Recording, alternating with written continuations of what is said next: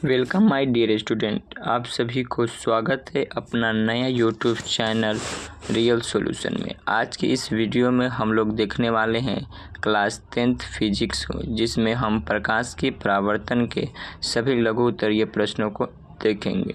जो भी इसमें महत्वपूर्ण प्रश्न है सभी को सम्मिलित किया गया है। तो चलिए बिना टाइम वेस्ट किए आज की सेशन को स्टार्ट करते हैं।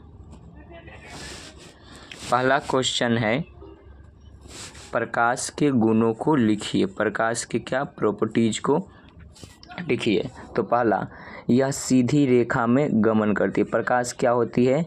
सीधी रेखा में गमन करती है। प्रकाश कभी भी टेढ़ी मेढ़ी रेखा में गमन नहीं करती है। इसको गमन करने के लिए किसी भी माध्यम की आवश्यकता नहीं होती है। प्रकाश को गमन करने के लिए किसी भी फिक्स माध्यम की आवश्यकता नहीं होती है, या किसी भी माध्यम में गमन कर सकती है, चाहे वह डीजल, केरोसिन, पेट्रोल या दुनिया की कोई भी मीडियम क्यों न हो।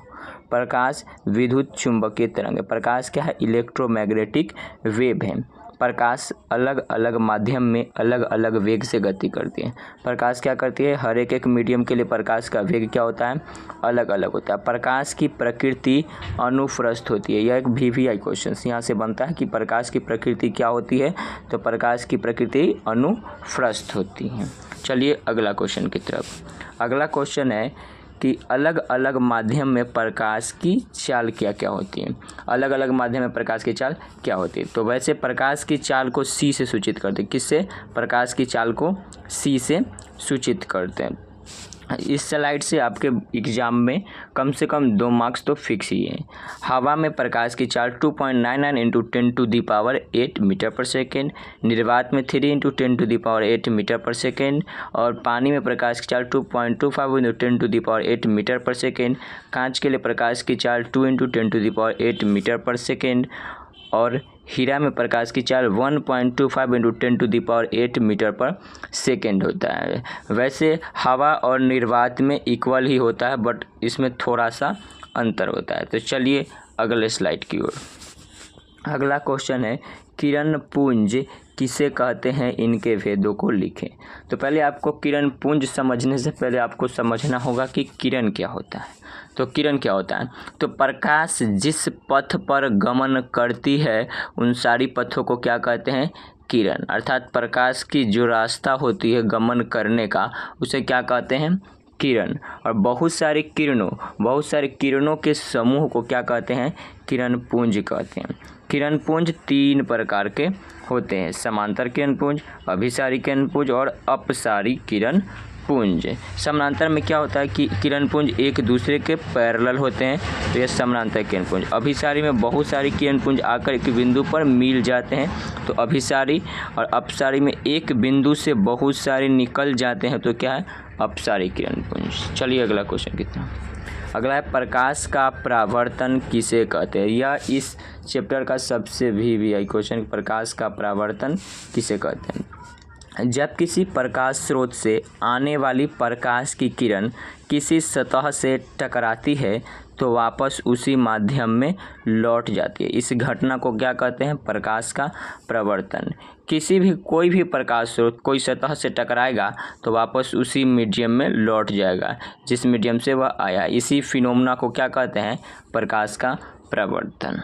अगला क्वेश्चन, प्रकाश परावर्तन के नियम को लिखिए। प्रकाश के परावर्तन को तो समझे, लेकिन प्रकाश परावर्तन के कुछ नियम होते हैं उनको अब समझते हैं। प्रकाश के परावर्तन के 2 नियम होते हैं। प्रकाश के परावर्तन के कितने नियम होते हैं? 2 नियम होते हैं, जो ऑब्जेक्टिव में आपसे पूछा जाएगा। पहला नियम है, आपतित किरण, परावर्तित किरण और आपतन बिंदु पर डाला गया अभिलंब क्या होता है? तीनों एक ही समतल में होता है। अर्थात तीनों क्या होता है? एक ही समतल में होता है। दूसरा है, आपतन कोण परावर्तन कोण के बराबर होता है। अर्थात कोण I बराबर कोण R। क्या होता है? आपतन कोण परावर्तन कोण के बराबर होता है। अगला क्वेश्चन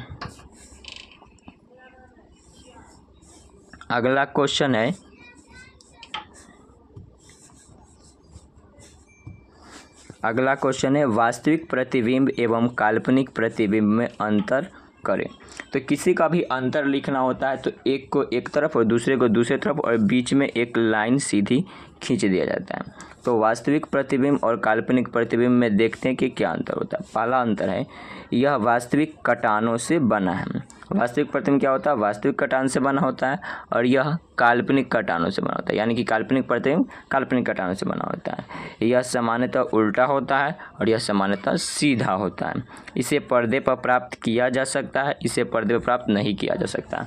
इन दोनों लाइन से एक ऑब्जेक्टिव बनता है कि पूछागा कि किस प्रतिबिंब को पर्दे पर प्राप्त किया जा सकता है। तो वास्तविक प्रतिबिंब को क्या किया जाता है? पर्दे पर प्राप्त किया जा सकता है और काल्पनिक प्रतिबिंब को नहीं किया जा सकता है। और पूछ सकता है कि कौन सा प्रतिबिंब उल्टा होता है। तो जो वास्तविक प्रतिबिंब होता है वही क्या होता है? उल्टा, और काल्पनिक प्रतिबिंब क्या होता है? सीधा। वास्तविक प्रतिबिंब हमेशा दर्पण के क्या आगे बनता है। वास्तविक प्रतिबिंब क्या होता है? हमेशा दर्पण के आगे बनता है और काल्पनिक प्रतिबिंब हमेशा दर्पण के पीछे बनता है। चलिए अगले क्वेश्चन की ओर।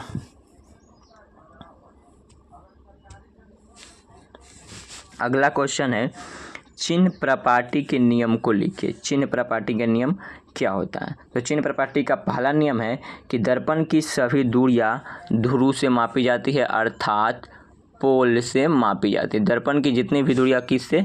ध्रुव से मापी जाएगी, अर्थात पोल से मापी जाएंगी।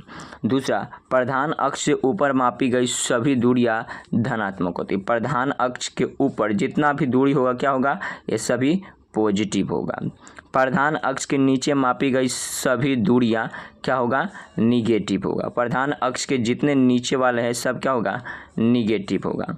आपतित किरण की दिशा में मापी गई सभी दूरियां पॉजिटिव तथा विपरीत दिशा में मापी गई सभी दूरियां क्या होती है? निगेटिव।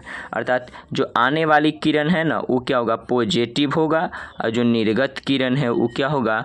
निगेटिव होगा। तो चलिए अगला क्वेश्चन की ओर। अगला क्वेश्चन पूछा गया है कि अवतल दर्पण को अभिसारी दर्पण कहा जाता है। क्यों? यह फिक्स क्वेश्चन है जो अगला 2026 के एग्जाम में पूछेगा ही पूछेगा। अवतल दर्पण को अभिसारी दर्पण क्यों कहा जाता है? तो अवतल दर्पण को अभिसारी दर्पण इसलिए कहा जाता है क्योंकि इसमें अनंत से आने वाली किरणें दर्पण से परावर्तन के बाद एक ही बिंदु पर मिल जाती है। क्या होता है कि कोई भी किरण अनंत से आती है तो एक ही बिंदु पर मिल जाती है, तो इसीलिए इसे क्या कहा गया कि यह अवतल दर्पण को अभिसारी दर्पण कहा गया। चलिए अगले क्वेश्चन की। अगला क्वेश्चन पूछा है कि उत्तल दर्पण को अपसारी दर्पण कहा जाता है। क्यों?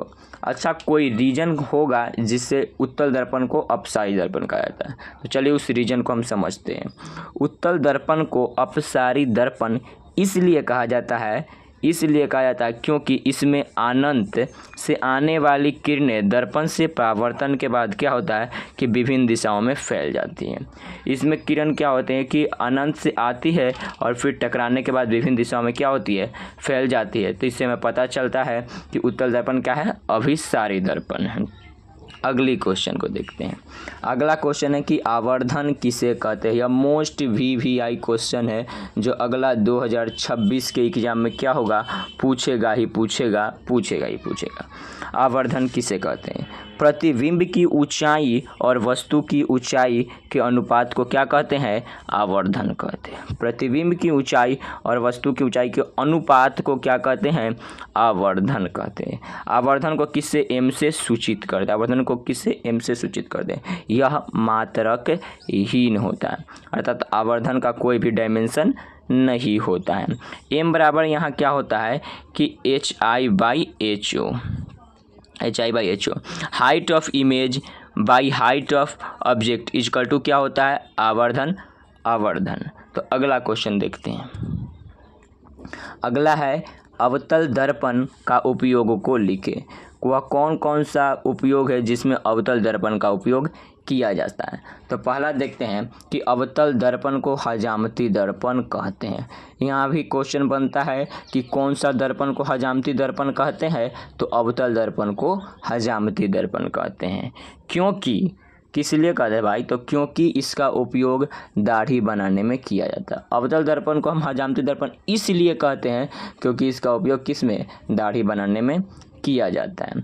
दूसरा उपयोग, इसका उपयोग मोटर गाड़ी के हेडलाइट, टॉर्च, सर्च लाइट इत्यादि के प्रवर्तक के रूप में किया जाता है। तीसरा है, इसका उपयोग सौर कुकर, सौर भट्टी में किया जाता है। सौर कुकर और सौर भट्टी में किया जाता है जिससे खाना वाना बनता है। इसका उपयोग रोगी के कान, नाक, आँख, गला इत्यादि के जांच में किया जाता है। अर्थात अवतल दर्पण को क्या चिकित्सा दर्पण भी कहा जा सकता है। इसका उपयोग रेजर लाइट इत्यादि में किया जाता है। अर्थात जो भी यंत्र प्रकाश को दूर भेजता है ना, उसमें किसका, अवतल दर्पण का उपयोग किया जाता है। और अगला क्वेश्चन देखते हैं, उत्तल दर्पण का उपयोग को लिखिए। उत्तल दर्पण का उपयोग कहाँ कहाँ किया जाता है। तो इसका उपयोग गाड़ी के पार्श्व दर्पण अर्थात साइड मिरर में किया जाता है। गाड़ी के जो हैंडल पे लगा होता है ना, उसी में इसका उपयोग किया जाता है। और दूसरा है कि इसका उपयोग स्ट्रीट लाइट में किया जाता है। स्ट्रीट लाइट का मतलब समझते ही होंगे। चलिए अगला क्वेश्चन की ओर। अगला है, समतल दर्पण का उपयोग को लिखिए। समतल दर्पण का उपयोग, तो इसका उपयोग ज्वेलरी के दुकान, कपड़ा का दुकान तथा ड्रेसिंग इत्यादि में किया जाता है। और इसे भी जिस दर्पण का उपयोग हम लोग अपना शक्ल देखने के लिए करते हैं, उसमें भी समतल दर्पण का उपयोग किया जाता है। तो आशा करते हैं कि आज की इस सेशन में आपको अच्छा लगा होगा और आज की इस वीडियो को यहीं पे अंत करते हैं। और जो भी स्टूडेंट इस वीडियो को अभी देख रहे हैं, कृपया इस चैनल को सब्सक्राइब कीजिए। जय हिंद, जय भारत।